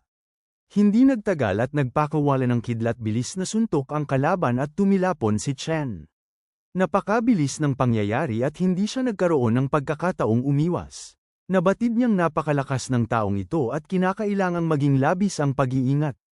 Nagmayabang si Shu at sinabing hindi dapat nagmamatapang si Chen. Matapos panasan ang dugo, nagtanong si Yu kung ganoon lamang ba ang kayang ipakita ng sinasabing dakilang maestro. Nabigla si Ba at nagtanong kung bakit tila nagmamadali ang binata na mamatay. Nakita ni Joe ang nangyayari at muntik ng tumulong, ngunit pinayuhan siya ng doktor na huwag makialam. Samantala, sinamantala ni Miao at Chongwei ang kaguluhan at nagpumilit na palayain sila, at nangako pa ang nakatatandang kapatid na magbibigay siya ng magandang rekomendasyon para kay Chang upang hindi siya galawin ni Xiao. Ngunit hindi nabuyo si Joe at tumanggi. Patuloy na nakiusap si Miao. Ngunit binaliwala siya ni Chang at bumalik muli sa bintana upang obserbahan ang susunod na pangyayari. Kahit anong pilit ni Miao, hindi nagbago ang pasya ng kapatid. Sa huli ay nag-hysterical si Miao at nag-utos ng may pag-uutos kay Joe na palayain siya. Samantala, patuloy pa rin ang panganib sa ibaba habang kaharap ni Chen ang mapanganib na si Xiao, na inutusan ng kanyang tauhan na ihanda ang mga pampasabog habang siya mismo ang tatapos sa kalaban. Binigyan niya si Chen ng babala na kapag humadlang pa siya ay mamamatay lamang siya. Ngunit nanatiling kampante si Yu at hinamon pang subukan ito. Sa sandaling yun, umatake ang katulong ni Ba, palagay na kaya niyang tapusin si Chen. Ngunit biglang sumulpot si Chang sa gitna ng labanan. Magiting siyang sumugod at inutusan si Chen na tumakas. Sa kasamaang palad, sinalubong siya ng isang mabigat na hampas at tumilapon siya patungo kay Yu, dahilan upang pareho silang bumagsak. Nabigla si Chen at tinanong kung bakit napakabigat ni Chang, ngunit mabilis itong sinagot ng galit ng dalaga na hindi pa titinag sa mga biro. Sa kabila ng panganib, nanatiling pabiro ang binata habang nagsimulang pagtawanan siya ng grupo ni Xiao dahil sa tingin nilang wala itong kakayahan. Humingi si Chen ng tulong sa sistema upang may exchange ang kanyang mga puntos, ngunit kinulang siya ng mahigit 300 puntos. Naging suliranin ito, kaya binalingan niya si Joe at sinimulang insultuhan ito, sinasabing hindi ito dapat sumunod at puro abala lamang. Nagalit si Joe at sumagot ng may katapangan, at dahil doon ay nakakuha siya ng daan-daang puntos mula sa emosyon nito. Ngunit hindi pa rin sapat. Patuloy niyang ibinunto ng sisi sa dalaga at sinabing siya lamang ang sagabal, dahilan para hindi makaintindi si Chang sa asal ng binata. Sa huli ay umalis si Joe, nagsasabing kung nais nitong mamatay ay bahala siya. At doon mismo nag-credit ang kulang na puntos na matagal niyang hinihintay. Samantala, umatake ang mga tauhan ni Ba upang tuluyan ang tapusin si Chen. Ngunit sa huling segundo ay nagawa niyang mag-exchange ng puntos at agad na nanigas sa kanilang pwesto ang mga tauhan ni Ha. Kasunod nito ay sumabog ang isa sa mga lalaki, dahilan upang maguluhan si Xiao na hindi maunawaan kung bakit sumabog ang sarili niyang bantay. Sa sandaling yun ay bumalik si Chang at nakita si Chen na nakatayo ng walang galos at puno ng kumpiyansa. Natarante si Ba at tinanong kung papaano niya yun nagawa at kung sino talaga siya. Tahimik na sinabi ni Yu na binigyan niya ito ng pagkakataong umalis ngunit tinanggihan niya. Walang nagawa ang batang Panginoon kundi lumuhad sa harap ni Chen at umamin ng pagkatalo. Inilabas ng sistema ang mahigit 3,000 puntos dahil sa matinding puot na naipon kay Ba, ngunit hindi maunawaan ni Chen kung bakit ganoon kalaki ang naging halaga nito. Maya-maya, huminto sa harap nila ang isang marangyang sasakyan. Bumaba si Jihao at tinanong si Xiao kung ito ba ang palabas na labis niyang ipinagmamalaki. Hindi malaman ng nakababatang Panginoon kung paano niya ipapaliwanag ang sarili dahil anumang sasabihin niya ay tunog walang kwenta lamang. Si Gao ay kinatawa ng isa sa 3 pangunahing pamilya, at dahil sa tindi ng galit nito, nagbigay ang sistema ng 10 ulit na gantimpala. Hindi maintindihan ng bida kung bakit ganoon ang galit ni Chang, lalo't kara-rating lamang niya mula sa sasakyan. Sobrang dami rin ng puntos na nalikom ng galit, at lalo pang nadagdagan ng muling mag-init ang ulo ni Zhao. Maya-maya, lumapit si ZK Chen at hinawakan ang kamay nito bilang pagbati sa binata. Halos kumulo sa selos si Zhao, ngunit wala siyang magawa kundi kimkimin yun. Sa sandaling yun, lumapit sa kanila si Dr. Chin at masayang sinalubong siya ni Gao. Ipinahayag ng dalaga na kung maibabahagi ng doktor ang kanyang pananaliksik tungkol sa pagbabago ng gene, maaaring mabago nila ang mundo sa mas mabuti. Ngunit hindi na nahimik si Yu at tinanong kung bakit kailangang ibahagi ng propesor ang datos sa kanya. Ipinaliwanag ni Jihao na ang pamilya nila ay may maraming mahusay na mananaliksik at sapat na mga yaman. Ngunit muling nagtanong si Chen kung bakit hindi nagawa ng pinakamahusay na mga doktor na makamit ang resulta ng walang tulong. Muli niyang napagalit si Gao at nagbigay ang sistema ng mahigit 2,000 puntos. Patuloy na nangumbinsi si Gao kay Dr. Chin, ngunit napansin ni Yu na mali ang taong kinakausap nito, bagay na hindi pinakinggan ng dalaga. Malungkot na sinabi ni Chin na hindi pa natatapos ang kanyang pananaliksik. Lubos na nabigla si Shi dahil tama pala ang binata at si Chen mismo ang nasa likod ng lahat. Sa gitna ng kanilang usapan, dumating si Young Master Ba na puno ng pagkainis. Nilinggan siya ng lahat at agad namang napansin ni Gao ang mga kahon ng pampasabog sa paligid. Inilabas ni Xiao ang isang sindihan at nagbantang pasasabugin ang lahat kung hindi ibibigay ang pananaliksik. Inihayag pa niya na balak niyang angkinin ang lahat at pagyukurin ang 3 pangunahing pamilya. Tinawag siya ni Chen na mayabang at mangmang, bagay na agad nagpaliyab ng galit sa binata. Agad niyang dinukot ang kanyang baril at inutusan si Chen na tumahimik, ngunit hindi siya natinag. Pagkatapos, iniutos ni Xiao sa kanyang mga tauhan na ikulong ang lahat sa loob ng gusali. Nagsimulang mabahala ang mga tao dahil hindi nila alam kung paano sila makakatakas. Ngunit nanatiling kalmado ang bida at naniniwalang may paraan pa. Sa kabilang banda, nagsimulang insultuhan ni Xi ang binata upang pilitin siyang gumawa ng paraan, at dahil dito ay muling nadagdagan ng galit na puntos na iginawad ng sistema. Sinabi ni Dr. Chin na tunay na may talento ang binata at wala silang dapat ikabahala, ngunit nag-alangan pa rin ang karamihan. Wala silang nagawa kundi pagkatiwalaan si Chen, na nagsimulang maghanda ng plano sa pagtakas. Samantala, naglagay si Ba ng mga pampasabog sa iba't ibang bahagi at pagkatapos ay pinasabog ang mga ito. Ilang segundo ang lumipas bago tumunog ang malakas na pagsabog. Lubos na natuwa si Xiao at naniwalang natapos na niya ang kalaban dahil kahit ang isang awakened ay hindi makakaligtas sa ganoong lakas ng pagsabog. Nagduda ang kanyang lingkod, ngunit mariing inulit ng batang Panginoon na tiyak ang pagkapanalo niya. Ngunit mula sa usok ay lumitaw si Chen, walang galos at kalmado, at tinanong kung yun lamang ba ang kaya. Dahan-daang humarap si Ba at nakita si Yuya kasama ang kanyang mga kaibigan, na tila hindi man lang nataman. Ngumiti ang binata at sinabing dapat ay mas maraming pampasabog ang ginamit. Hindi makapaniwala si Xiao at napaisip kung tao pa ba ang kaharap niya. Sinabi naman ni Ji na talo na siya at kailangan ng tanggapin yun.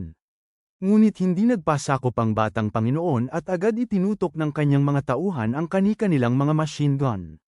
Mabilis na nagkomento si Gao na walang magagawa ang mga yun laban sa kanila. Matapos noon, tinanong niya si Yuya kung tiyak na hindi sila masasaktan ng bala. Ngunit sinabi ng binata na wala siyang ideya. Lubos itong nagpagulo sa dalaga, na tila nagpaalam na sa buhay. Sa sumunod na sandali, iniutos niyang Master Xiao na paputukan silang lahat. Alam ni Chen na iisa lamang ang pagkakataon upang baligtarin ang sitwasyon. Sa tulong ng tindahan, bumili siya ng mga water pistol at lihim na pinalitan ang mga tunay na sandata ng mga tauhan ni Ba. Lubos na naguluhan ang mga henchmen at hindi maunawaan kung bakit biglang nawala ang kanilang mga baril. Maging si Ba ay hindi makapaniwala. Nag-enjoy naman si Chen sa nangyayari at ngumiti habang tinatanaw ang gulo. Samantala, dumating si Nagi at Jenner upang magbigay ng suporta at agad nilang tinutukan ng baril ang mga tauhan ni Xiao, na napilitang sumuko. Hindi makapagsalita si Ba sa sobrang galit at tumakbo palayo. Napansin ni Chen ang mabilis na pagbabago ng panahon, na tila kakaiba. Pinabilisan niya ang lahat dahil kapos na sila sa oras. Sinabi ng kanyang kasama na malapit nang bumagsak ang acid rain at kailangan na nilang umalis. Pumasok sila sa minibus at isinara ang lahat ng bintana bago umalis patungo sa elementary school sa Jiang upang doon magkubli mula sa acid rain. Ngunit may isa pang suliranin dahil napakarami ng naging zombified sa lugar na yon. Gayunpaman, hindi ito ininda ng sobrang kumpiyansang Yu na laging naghahanap ng bagong pakikipagsapalaran. Ipinahayag ni Son na hindi siya sasama roon dahil para itong pagpapatiwakal. Ngunit sa puntong yon, nagsimula ng bumuhos ang acid rain.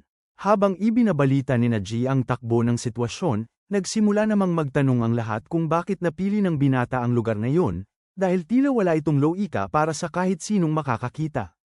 Iginiit ni Chen na imposibleng mabuhay mag-isa sa gitna ng pagguho ng mundo at kaya niyang buksan ang nakatagong potensyal ng bawat isa upang matuto silang pangalagaan ang kanilang sarili. Gayunman, hindi ito tunog kapani-paniwala mula sa kanyang bibig. Sa sandaling yun, sinalakay ng mga mutanteng nilalang ang paaralan at mabilis na sumugod ang demonyong pusa sa silid-aralan kung saan nagkukumpulan ang maliliit na bata. Wala na sanang pag-asang makaligtas ang mga ito dahil mabilis na lumalapit ang halimaw. Ngunit sa huling sandali, dumating si Gi at tinapos ang zombified na pusa, iniligtas ang mga bata at agad silang pinakalma, tiniyak na ligtas na sila. Noon pa man ay binigyan na siya ni Chen ng mga metal na bola na mahusay niyang ginagamit, at isa ring mahiwagang paeldores upang pataasin ang kanyang kakayahan.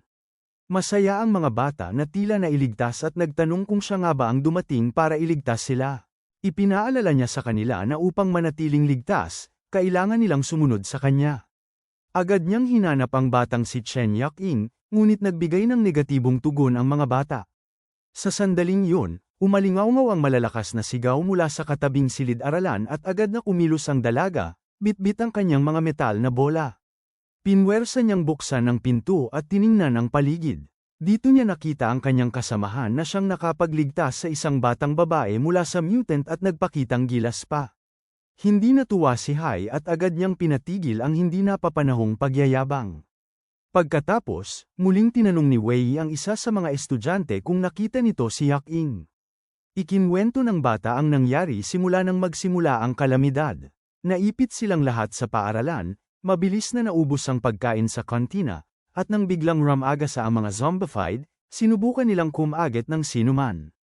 Sa gitna ng kaguluhan, may ingay na narinig mula sa itaas at nagpasya si G na imbestigahan yun, iniwan muna ang mga bata sa loob. Umakyat si Wei na may dalang mga metal na bola, hindi alam kung anong nilalang ang mahaharap. Pan siya ng kumpiyansa na isang zombie lamang yun. Ngunit pagpasok niya, nadatnan niyang binubugbog ni Chen ang isang hindi kilalang lalaki. Nagulat si Gi at nilapitan sila upang alamin ang nangyari. Ikinwento ng binata ang buong pangyayari, paano niyang hinanap si Xiao at nilaibat ang buong paaralan. Narinig niya ang boses ng kapatid kaya agad siyang sumugod, ngunit wala pala ito roon. Sa halip ay isang estranghero ang hamarang at nagtanong kung bakit siya naroroon.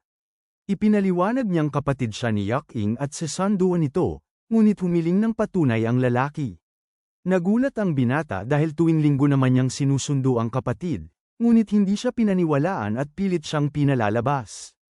Tinangka ng estranghero na isara ang pinto, ngunit hinarang yun ni Chen at hiningi rin ng patunay na siya ay tunay na guro. Nang tanungin ng estranghero ang mga bata, sabay-sabay nilang sinabi na siya nga si Teacher Zhao. Sa halip na umatras, itinuro ng binata na kung hindi siya pinaniniwala ang kapatid ni Qing, nangangailangan din siya ng mas matibay na ebidensya mula rito. Doon nagsimula ang maanghang nilang pagtatalo. Bigla na lamang sinubukan ni Chen na ipatawag ang ina ng lalaki upang patunayan na anak ito. Kung hindi, tinuring niya itong bagong uri ng zombie na dapat patigilin. Lumipad ang kamao ni Xiao upang saktan siya, ngunit mabilis na nasaluyo ng binata at mahigpit na pinigilan. Sa gitna ng tensyon, inutusan niya si Yaking na tumago sa ilalim ng upuan, at agad siyang sumunod. Hindi makapaniwala si Xiao sa lakas ng binata habang patuloy na sinusubukang kumawala. Sa huli, nakapagbitaw si Chen ng makapangyarihang suntok at tumilapon ang lalaki. Kalmadong naglakad ang binata papasok ng silid, sinabing masyado itong madaldal at dapat lamang tumabi ng tahimik. Ngunit isang hindi pamilyar na tinig ang narinig niya at napatingin. Ipinaliwanag ng sugatang Xiao na yun si Teacher Wenlon, at agad namang nagsisigaw ang mga bata. Muling naging madaldal ang lalaki, ngunit mabilis siyang pinatahimik ni Chen.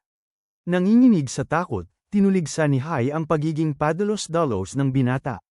Sa likuran, may narinig silang kakaibang ingay, at mula sa mga kahon ay gumapang palabas ang isang munting batang babae.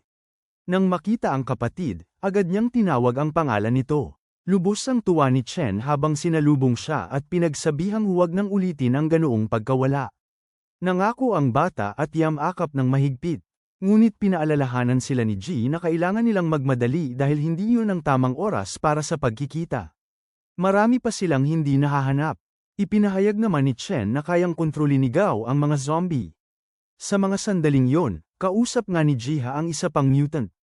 Nilagyan niya ito ng impormasyon na nagpagulo sa isipan nito, pinaninindigan na anumang suliranin ay malulutas sa pakikinig, pag-aaral, at pagsusuri.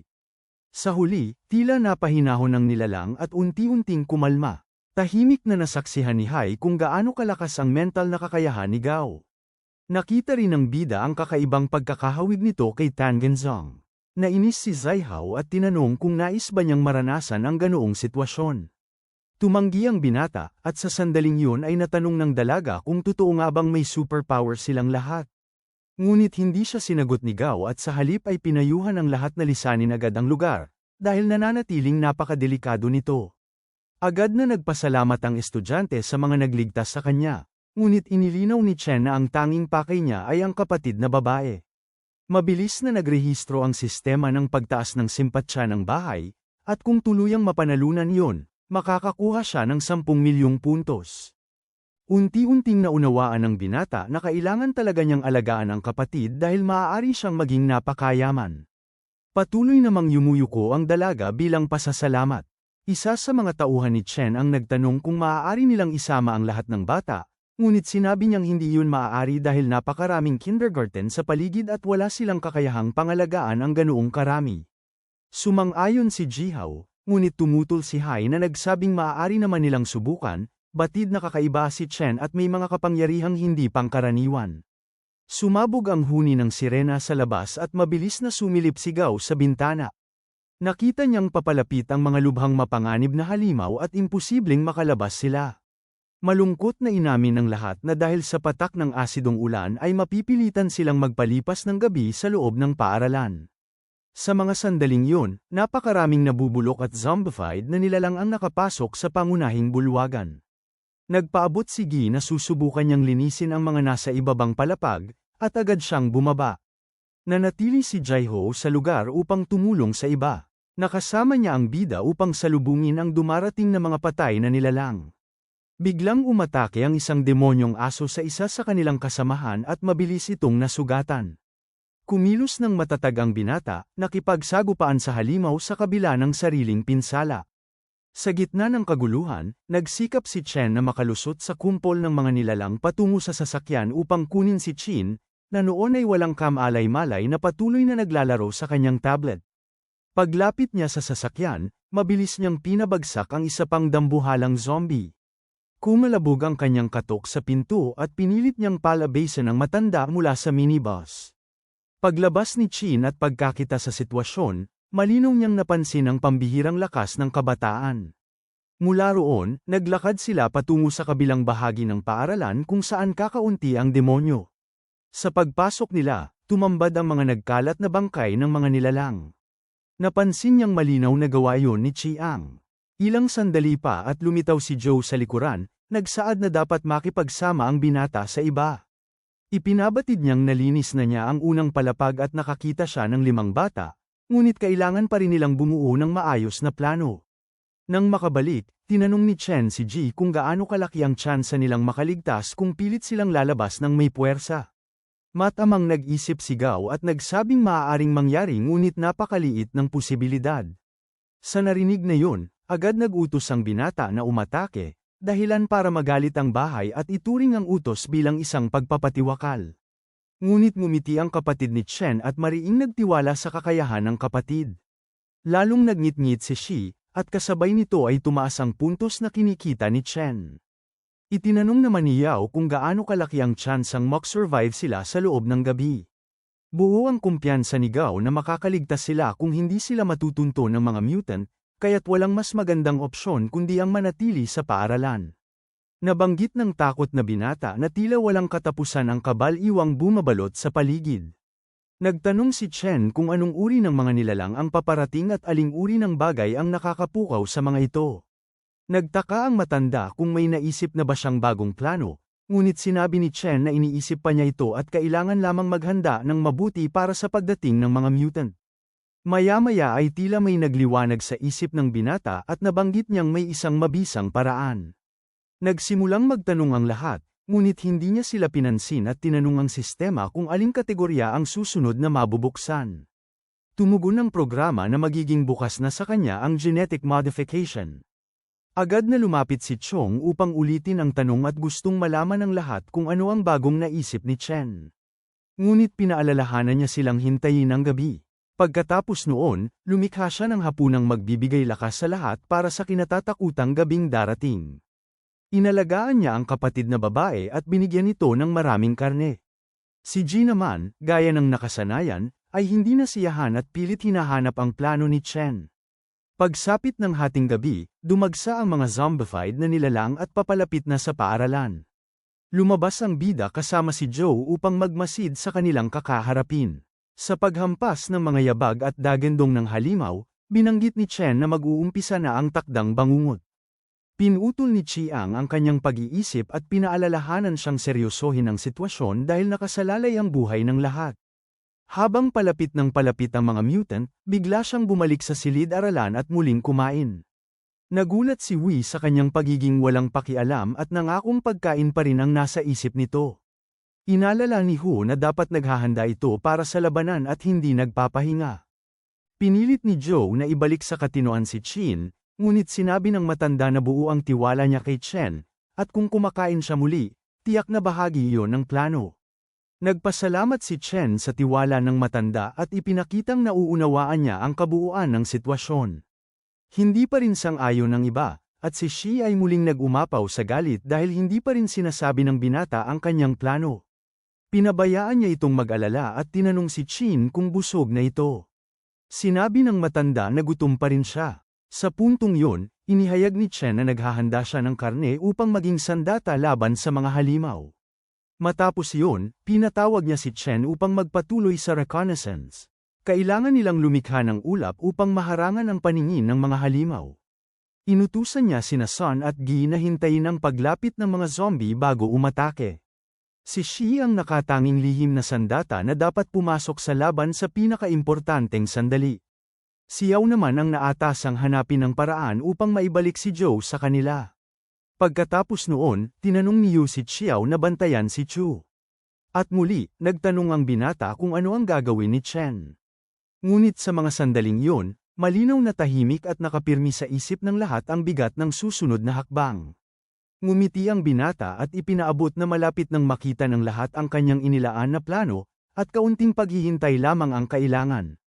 Ayon sa kanilang paghahanda, lumikha sila ng napakakapal na ulap kung saan naligaw at nagkapira-piraso ang mga halimaw. Doon nagsimula ang pamamaril ng bida sa mga nabubulok na nilalang, at mabilis niyang napatay ang mga ito dahil pag-alagala lamang ang mga ito sa loob ng usok. Pan ng tiwala sa sarili, napakadali para kay Chen ang pagpatay sa bawat demonyo. Ngunit sa isang sandali ng pagkukulang sa pag-iingat, inatake siya mula sa likuran ng isa sa mga patay. Bahagya lamang siyang nakalingon nang tumama ang metal na bola ni Hai sa ulo ng nilalang at agad itong nagbagsak. Nabigla ang binata at hindi agad naunawaan kung bakit bigla itong natamba. Ilang saglit pa at lumipad muli ang bola, dumiretso ngayon sa ulo ng isa pang patay. Mabilis na tumingala ang binata at nakita si Hai mula sa bintana ng ikalawang palapag, galit at nagpapaalala na huwag siyang magpapabaya. Binanggit naman ni Jenner na hindi kasing talino ng sinabi ni Shi ang mga zombie, ngunit ipinaalala ni Chu na kung wala ang harang na usok ay marahil nakalusot na ang mga ito. Sa puntong yun, biglang lumiyab sa asul na apoy ang isang susunod na demonyo. Nanlamig ang mga babae at inisip na dapat umatras si Chen, ngunit nanatili siyang kalmado. Ilang segundo pa at sumambulat ang isang malakas na pagsabog na nagpayanig sa buong gusali. Napatitig ang lahat sa pinto ng bulwagan, hindi maunawaan kung ano ang tumama o kung sino ang dumating. Habang sinusubukan nilang unawain ang nangyari, nagsimulang mangamba ang mga babae at inisip na maaaring may masamang sinapit ang binata dahil sa kawalan niya ng kabigatan sa sitwasyon. Ninais ni Ju na hanapin siya, ngunit tumanggi sigaw dahil naniniwala itong ligtas pa si Chen. Nakita na nila noon na hindi siya napipinsala kahit ng mga pampasabog. Dahil dito, mag-isa umalis si Chang upang tulungan ang kaibigan, habang nanatili ang iba sa loob. Sa puso ni Gao, malinaw ang tiwala na hindi basta-basta mapapatay ang natatanging binata. Matapang na binuksan ni Joe ang pintuan at tumakbo palabas habang pinagmamasdan lamang siya ng iba mula sa bintana, hindi lubos maisip kung ano ang layunin niya at kung saan siya kumukuha ng lakas dahil malayong-malayo ang kakayahan niya kumpara kay Chen. Matatag niyang tinawid ang apoy upang masilayan kung ano ang sinapit ng binata. Sa loob, hindi na mapanood ng tahimik ni Yu ang pagsugod ni Joe at nagpahayag na susunod sana siya. Ngunit hinadlangan siya ni Gi at ipinaabot na hindi mamamatay si Chen dahil iba ang kakayahan nito. Sumang-ayon si Siner at naniniwalang makakasagabal lamang sila kung susunod pa. Si Chu ay nanatiling nakadungaw sa bintana at taimtim na umaasa na malalampasan ng binata ang lahat ng panganib. Habang nagpapatuloy ang labanan, pinapatay ni Yu ang mga zombie isa-isa sa takdang pagtatakip ng usok, ngunit hindi niya maunawaan kung bakit kumakain ng hilaw na karne ang lahat ng patay maliban sa isa na tumangging gawin yon. Pinapanood ng mga babae ang kanyang pakikipagbakbakan at patuloy silang humahanga sa tapang niya. Inilahad ni Xiao na tunay na kahanga-hanga si Chen at karapat-dapat tawaging pinuno. Hindi na nagulat si Jiha sapagkat alam niyang napakarami pang kayang gawin ng binata. Sa isang biglang pagliko ng estratehiya, gumamit ang binata ng kakaibang paraan.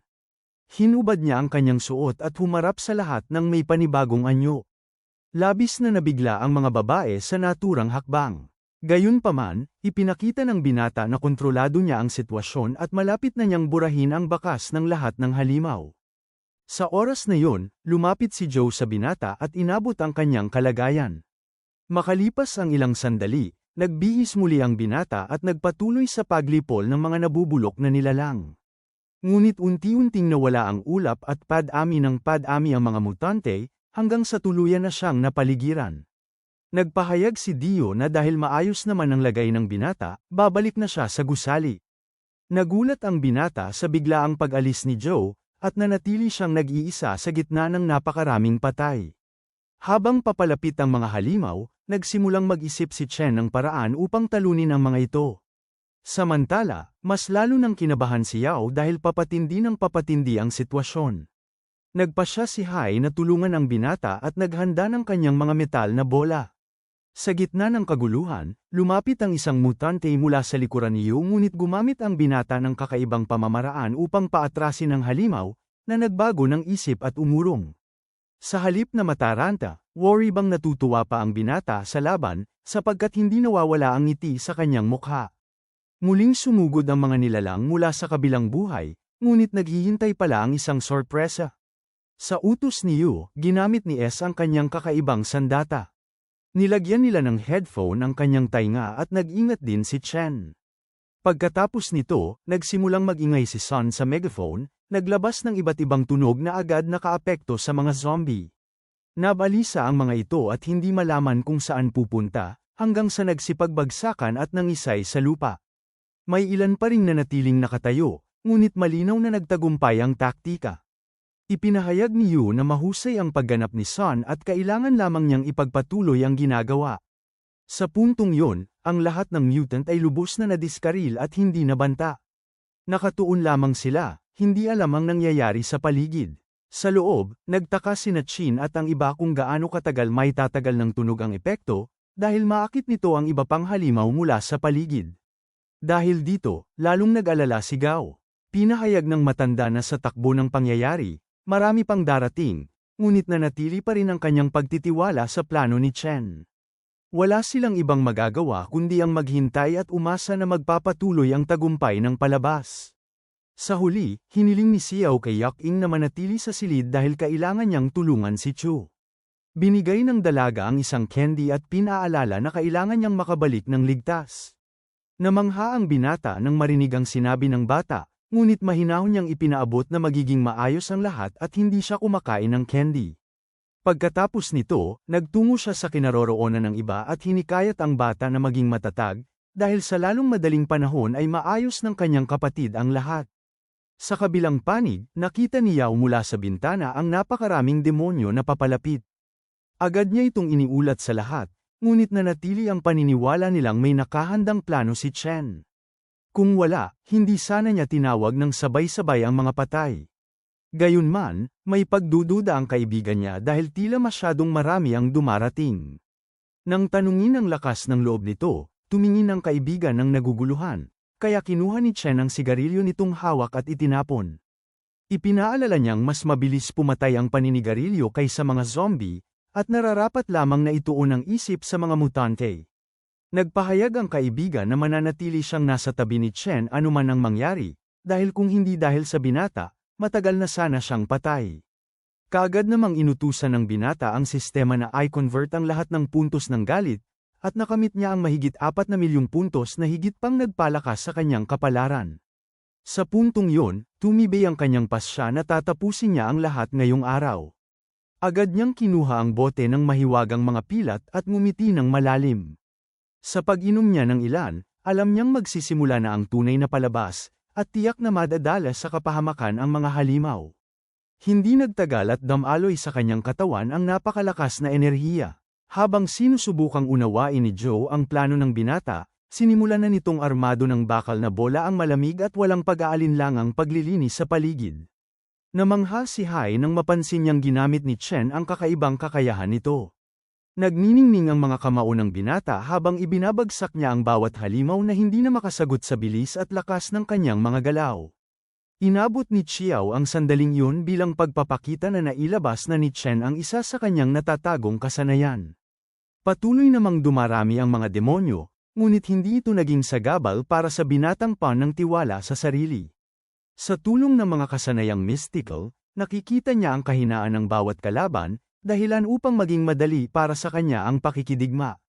Kahit siya mismo ay hindi inaasahan ang ganitong antas ng resulta. Napansin ni Yao na tila taglay ni Chen ang pinagsamang abilidad nilang lahat. Sa puntong yun, umatake mula sa likuran ang isa sa mga halimaw. Agad itong napansin ng mga kasama sa malayo, ngunit handa si Chen at mabilis na umiwas. Lubos na naguluhan ang halimaw, hindi nakasabay sa bilis ng binata, at sa isang iglap ay napabalik ito sa mundo ng mga patay. Paulit-ulit na ipinamalas ng kabataan ang kakayahang wala nang makapigil. Patuloy niyang pinauuwi ang bawat halimaw sa bangin ng kapahamakan, samantalang ang kanyang mga natatanging kasanayan ang nagiging pinakamalakas niyang sandata. Habang pinagmamasdan siya ni Chang, napagtanto niyang hindi pa siya nakasaksi ng ganitong uri ng lakas. Namangha rin si Chu sa kapangyarihang ipinapamalas ng kanyang minamahal. Samantala, hindi lubos nakatiyak si Shi dahil sa ingay na maaaring humila ng mas mabangis na kaaway, ngunit nanatili namang kampante si Qin dahil tiyak niyang napaghandaan na ito ni Chen. Biglang tumunog ang telepono ni Gao, at nang sagutin niya ito, ipinaabot ng nasa kabilang linya ang isang hindi malinaw na suliranin habang patuloy na sinusupil ni Chen ang mga zombie. Sumikat ang liwanag ng umaga, at alam ng binata na oras na para sa nalalabing sorpresa. Nang tumakbo si Zhao upang abutan siya, ibinalita nito ang isang kagipitan sa kanlurang distrito at humiling ng tulong. Ngunit ipinaabot ng binata na wala siyang kaugnayan doon, lalo na at naroon ang pamilya ng dalaga. Nagningas ang galit ni Gao at halos pilitin siyang tumulong sa mga tao, na nagbigay naman kay Chen ng malaking dagdag sa puntos ng sistema. Sa kabila nito, pinabuti nito ang kabuuang resulta. Bago lumisan patungo sa kanlurang distrito, nagpa siya ang binata na magsagawa ng isang live stream upang ikwento ang mga nangyari. Inilahad niya ang tungkol sa sistemang nagbibigay sa kanya ng puntos kapag napipikon niya ang mga babae, pati na ang tulong nito sa pagkain, kagamitan, at makapangyarihang mga pilat. Ipinaliwanag niyang ang pinakasusi ay ang pagkamit ng tiwala at pagkahagis ng puso ng mga dalaga, dahil kapalit nito ang napakalakas na mga benepisyo. Inisa-isa niya ang kanyang mga kasamahan, si Zhou na matatag na nasa kanyang tabi, sina Ji, Fei, at Xiao na palaging sumusuporta sa laban, si Chuyao na nagmula sa isang prestihiyosong paaralan, at ang bagong kasapi nilang internet star na si Ser na may 10 milyong taga-subaybay. Idinagdag niyang sumama rin sa kanila ang kasapi ng pamilyang Gao. Ngunit ang pinakamahalaga sa lahat ay ang kapatid niyang si Yu Qing. Bago matapos, nabanggit niya rin si Matandang Qin, isang siyentipikong dalubhasa sa larangan ng henetika. Pagkatapos ng pagsasahimpapawid, nagtungo siya sa iba at hindi pa rin ganap na nauunawaan kung ano ang sinapit ng pamilya Gao at bakit ganoon na lamang ang kanilang pagmamakaawa. Sa daan patungong kanlurang distrito, hinarang sila ng mga taong hindi pamilyar. Tinanong ni Ji si Major Jen, na namamahala sa checkpoint, kung ano ang nagaganap. Agad siyang nakilala ng opisyal, at ipinaabot nitong may naglipa ng mababangis na halimaw sa lugar. Nagkusang loob itong samahan sila at inutusan ang tauhan na buksan ang daan. Ngunit naramdaman ni Chen ang kakaibang katahimikan. Lumabas siya ng sasakyan upang siyasatin ang paligid. Tahimik niyang binalingan ang dalaga at sinuri ang dahilan ng bigla at magalang nitong pakikitungo, sapagkat malinaw na may tinatago itong ibang layunin. Narinig ni Jiang ang tanong ni Chen at nabigla siyang tumingin pabalik, hindi maintindihan kung bakit siya sinasagot ng ganoong tono. Kaagad namang sumingit sina Fei at Xiao, buong kumpiyansang ipinahayag na ang kanilang pinuno ang pinakamalakas at hindi matitinag. Lalong nairita ang dalaga, at dahil doon ay agad nagbigay ang sistema ng malaking bilang ng puntos kay Chen. Lumapit si Chen sa dalaga at mariing ipinahiwatig na hindi siya dapat maliitin at dapat lamang siyang tratuhing naaayon. Kumulo ang dugo ng Major at nanginginig sa inis habang tinatanaw ang binata, tila sinasabi ng kanyang anyo na ang ginagawa nito ay lantad na pang-uuyam at paghamon sa kapahamakan. Habang patuloy ang tensyon, muling tumunog ang sistema at binigyan si Chen ng libu-libong puntos sa bawat pagtaas ng galit ng babae. Ngumiti ang binata, at hindi na nakatiis si Lin, agad siyang sumugod upang saktan nito. Ngunit napakabilis ni Chen, nasalo niya ang kamay ni Lin nang may kahangahangang bilis na hindi nito inasahan. Doon iminungkahi ni Chen ang isang pastahan, kung matatalo niya ang babae, ibibigay nito ang kanyang numero. Ngunit tahimik na inilabas ni Jiang ang kanyang baril at agad siyang pinaputukan. Nabigla ang lahat at mabilis na tumakbo patungo sa binata, samantalang ang Major ay nanatiling kalmado, waring isang pangkaraniwang gawain lamang ang pamamaril. Nilapitan niya si Chen at malamig na sinabi na kasalanan niya ang lahat ng nangyari. Gulo si Jiha at mariing hiniling sa babae na magpaliwanag, dahil wala naman talagang ginawang mali ang binata. Walang pakialam na tugon ni Lin na hindi siya narito para sundin ang utos ni Jiha, kundi para lamang protektahan ang pamilya Gao. Mabilis namang sumingit si Chu, galit na itinatanong kung anong karapatan mayroon ang major na pumatay ng sibilyan. Walang bakas ng pagsisisi sa mukha ni Jiang nang ipahayag niyang likas sa bawat paglitaw ng apocalypse ang pagkamatay ng maraming ordinaryong tao. Hindi napigilan ni Yao ang pagkulo ng kanyang damdamin, galit siyang tumutol sa ideya. Saglit na tumingin si Lin sa mga nagngingit-ngit na babae, at mayabang na inihayag na wala ni isa sa kanila ang may kakayahang pigilan siya. Tahimik na nagsibagsak ang paligid. Matapos nito, inanyayahan niya si Ji na magtungo na sa chairman dahil kanina pa ito naghihintay. Kaagad namang pumagitna si Siner upang pigilan si Ji, dahil dama niyang may masamang balak ang babae. Doon nagsimulang magsalita si Lin tungkol kay B, na nabigo sa kanyang misyon kaya kailangan niyang tapusin ang iniwan nitong trabaho. Hindi niya inasahan na ang ipapahuli sa kanya ay iisang grupo lamang ng mga itinuturing niyang walang kwentang tao. Sa sandaling yon, muling tumayo si Chen at tumawa. Nayanig ang lahat sa pagkabigla, maging si Lin ay hindi makapaniwala. Itinanong niya kung paano ito nakaligtas, habang ang binata naman ay nagpatuloy sa kanyang dramatikong pagpapapansin, tila isang palabas ang buong pangyayari. Napuno ng galit ang babae at inakalang sinwerte lamang ang binata na nakaiwas sa bala, ngunit ipinangako niyang sa susunod, iyon na ang huli.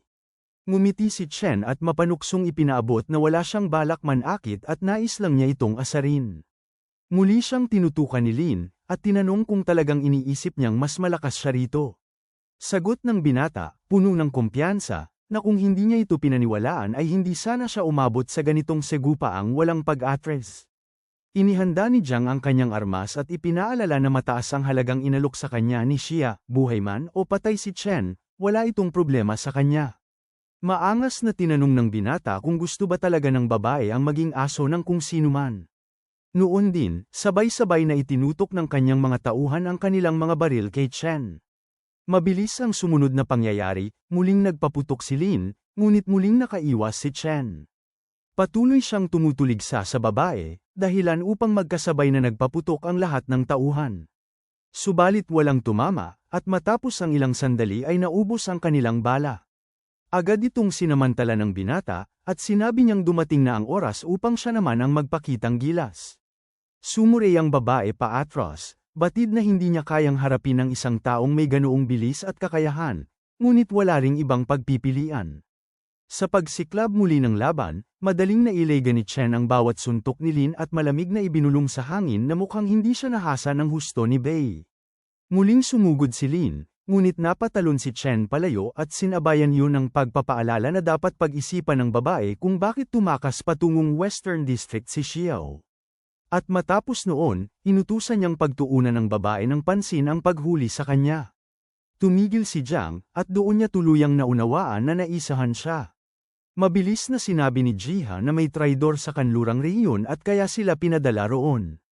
Ngunit alam ni Lin na iba ang tunay na nangyari at wala na siyang ibang landas kundi ang sumuko.